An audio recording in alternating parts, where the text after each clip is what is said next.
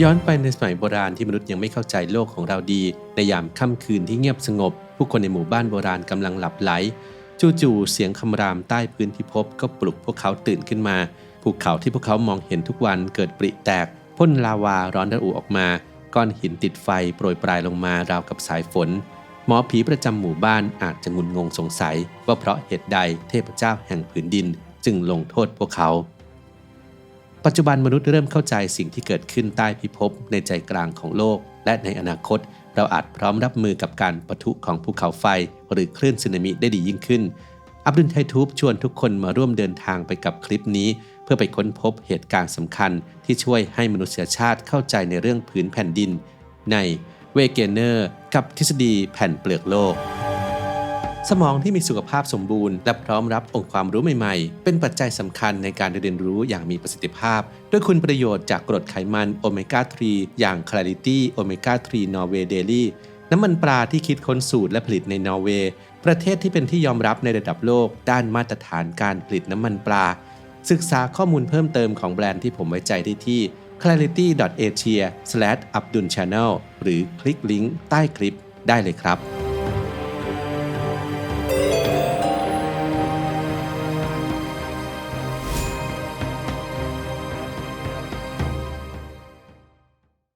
1. จากตำนานโบราณสู่ปริศนาทางวิทยาศาสตร์หลายอารยธรรมมองภูเขาไฟเป็นที่อยู่ของเทพเจ้าผู้โกรธแค้นเช่นเทพีเพเล่ที่สถิตอยู่ในภูเขาไฟคิลาเวบนหมู่เกาะฮาวายหรือเมื่อชาวโรมันมองดูควันที่ลอยขึ้นมาจากยอดเขาเอ็ดนาด้วยความหวาดวิตกพวกเขาเห็นเป็นเตาหลอมขนาดมหึมาของเทพวาลแคนเทพแห่งไฟผู้น่ากลัวกำลังทำงานอยู่ชื่อนี้ยังคงอยู่จนถึงปัจจุบันและเป็นที่มาของชื่อภูเขาไฟวอลแคนโนในภาษาอังกฤษปัจจุบันการศึกษาในเรื่องภูเขาไฟพบว่ามันส่งผลกระทบต่อสภาพภูมิอากาศในระดับโลกในยุคกลางการระเบิดของภูเขาไฟหลายลูกเช่นภูเขาไฟซามาลัสในอินโดนีเซียอาจจะเป็นสาเหตุให้เกิดการเย็นตัวของภูมิอากาศโลกอย่างฉับพลันที่เรียกว่ายุคน้ำแข็งเล็กโดยเหตุการณ์ในอดีตเหล่านี้ได้ทิ้งร่องรอยไว้ในองค์ประกอบทางเคมีของหินหรือตะกอนโคลนก้นทะเลสาบนอกจากนี้ยังมีปริศนาทางธรณีวิทยาที่ชวนให้สงสัยเทือกเขาหิมาลัยเป็นเทือกเขายาว 2,400 กิโลเมตรสูงกว่า 8 กิโลเมตรเหนือระดับน้ำทะเล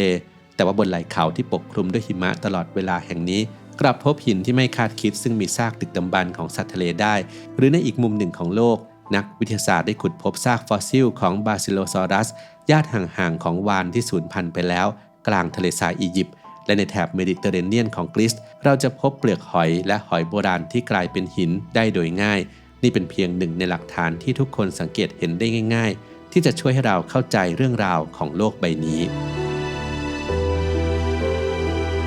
2. อัลเฟรด เวเกเนอร์กับทฤษฎีแผ่นเปลือกโลก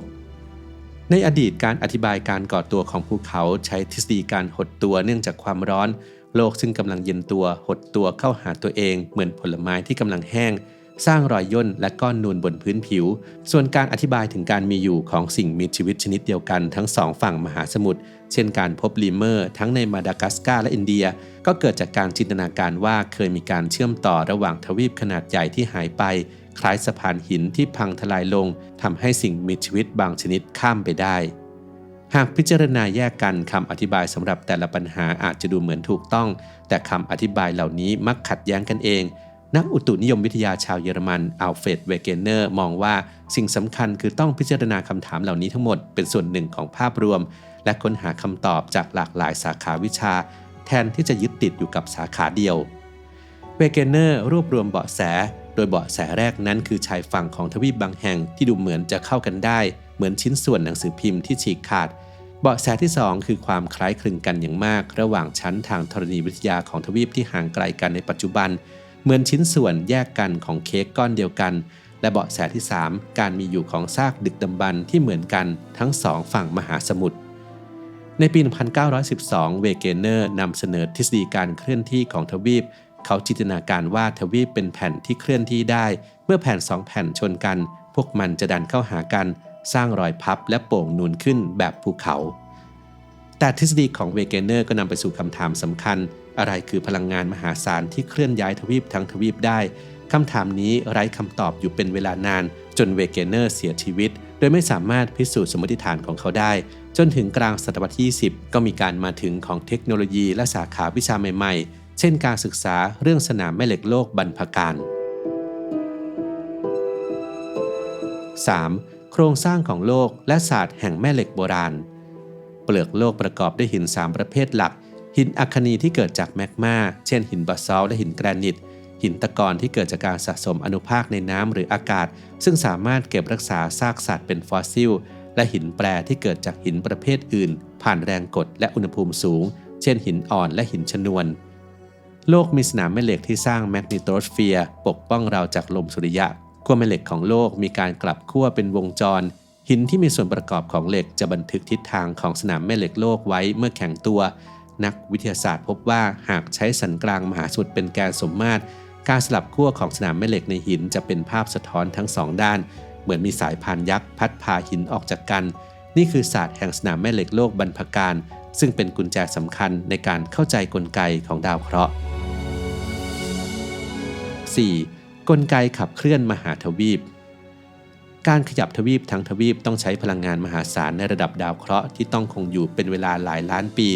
ในบางพื้นที่เช่นพื้นมหาสมุทรชั้นธรณีภาคที่เย็นกว่าและหนาแน่นกว่าจะจมลงสู่ฐานธรณีภาคที่อุ่นกว่าเรียกว่าการมุดตัว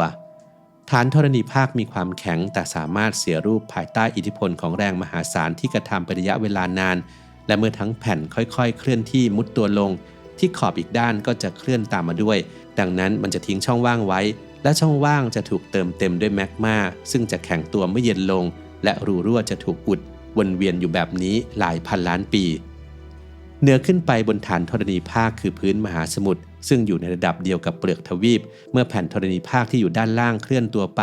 ก็จะนำพาทั้งพื้นมหาสมุทรและเปลือกทวีปตามไปด้วยและเมื่อฐานธรณีภาคเกิดการมุดตัวลงใต้อีกฐานหนึ่งพื้นมหาสมุทรก็จะมุดตามไปด้วยขณะที่เปลือกทวีปที่แข็งกว่าจะยังคงลอยตัวอยู่และเมื่อมันปะทะกับเปลือกทวีปที่อยู่บนฐานธรณีภาคอีกฝั่งก็จะเกิดเป็นภูเขา 5. ปรากฏการณ์จุดร้อนและการสร้างภูมิประเทศทฤษฎีแผ่นเปลือกโลกได้รับการยอมรับในช่วงต้นทศวรรษที่ 1970 แต่ยังไม่สามารถอธิบายภูเขาไฟที่อยู่ห่างจากขอบแผ่นเปลือกโลกจอห์น ทูโซ วิลสันนำเสนอแนวคิดเรื่องจุดร้อนบริเวณที่แมนเทิลมีความร้อนสูงมากเมื่อแผ่นเปลือกโลกเคลื่อนผ่านจุดร้อนเหล่านี้จะเกิดเป็นเทือกภูเขาไฟการเคลื่อนที่ของแผ่นเปลือกโลกสร้างปรากฏการณ์หลายอย่างเมื่อแผ่นเปลือกโลกมีความหนาแน่นเพียงพอพวกมันมีแนวโน้มที่จะจมและดิ่งลงสู่ฐานธรณีภาคปรากฏการณ์นี้สร้างร่องลึกในมหาสมุทรเช่นร่องมาเรียนาซึ่งลึกกว่า11กิโลเมตรแต่ถ้าพวกมันพบกับแผ่นอื่นที่มีความหนาแน่นเท่ากันอย่างกรณีแผ่นทวีป2แผ่นเราเรียกว่าการชนพวกมันจะชนและบิดงอสร้างเทือกเขานี่คือสิ่งที่เกิดขึ้นที่ขอบระหว่างแผ่นยูเรเซียและแผ่นอินเดียมันสร้างเทือกเขาหิมาลัยขึ้นทั้งที่ครั้งหนึ่งเคยเป็นเพียงที่ราบบนพื้นมหาสมุทรปัจจุบันกลายเป็นหลังคาของโลกที่พบซากดึกดำบรรพ์ทางทะเลมากมายแผ่นเปลือกโลกยังอาจชนกันในแนวนอนเรียกว่าขอบรอยเลื่อนเช่นรอยเลื่อนซานแอนเดรียสในแคลิฟอร์เนียที่อาจเกิดแผ่นดินไหวขนาดใหญ่ที่เรียกว่าบิ๊กวัน 6. จากแพนเจียสู่โลกอนาคตเวเกเนอร์เสนอว่าทวีปทั้งหมดเคยรวมกันเป็นมหาทวีปเดียวที่เขาเรียกว่าแพนเจียซึ่งมาจากภาษากรีกโบราณแปลว่าดินแดนทั้งหมดและปัจจุบันนักวิทยาศาสตร์เชื่อว่าเป็นวัฏจักรวิลสันที่มหาทวีปแยกออกเป็นทวีปเล็กๆแล้วกลับมารวมตัวใหม่เป็นวงจรมาหลายพันล้านปีแผ่นเปลือกโลกเคลื่อนที่ด้วยความเร็วเพียง 2-5 เซนติเมตรต่อปีแต่เมื่อเวลาผ่านไปนับล้านปีก็สามารถสร้างมหาสมุทรเทือกเขาและทวีปใหม่ได้พื้นที่ต่างๆของโลกเคยมีลักษณะแตกต่างจากปัจจุบันมากทะเลทรายซาฮาราเคยเขียวชอุ่มด้วยแม่น้ำและทะเลสาบในอดีตในขณะที่พื้นที่ซึ่งปัจจุบันเป็นเทือกเขาหิมาลัยเคยเป็นพื้นมหาสมุทรและในอนาคตโลกจะยังคงเปลี่ยนแปลงไปอย่างต่อเนื่องด้วยการเกิดภูเขาใหม่ทะเลใหม่และการจัดเรียงทวีปใหม่เมื่อมองจากมุมมองของมนุษย์โลกใต้พิภพดูเหมือนจะมั่นคงและแข็งแกร่งแต่ความจริงแล้วทุกขณะที่เราหายใจแผ่นเปลือกโลกกำลังเคลื่อนที่สร้างภัยพิบัติและภูมิประเทศใหม่ๆอย่างช้าๆความเข้าใจเรื่องการเคลื่อนตัวของแผ่นเปลือกโลกเป็นอีกก้าวของความสำเร็จทางวิทยาศาสตร์และเป็นเครื่องมือชี้วัดความเปราะบางของมนุษย์ทำให้เราสามารถพยากรณ์แผ่นดินไหวภูเขาไฟระเบิดและคลื่นสึนามิช่วยชีวิตผู้คนนับล้าน การค้นพบของเวเกเนอร์ชี้ให้มนุษย์เห็นว่าธรรมชาติไม่ใช่สิ่งที่มนุษย์ควบคุมได้แต่มันเคลื่อนไหวไปตามวัฏจักรของตัวเองซึ่งจะดำเนินต่อไปอีกนานแม้ว่าจะเป็นเวลาหลังจากที่พวกเราได้จากไปแล้ว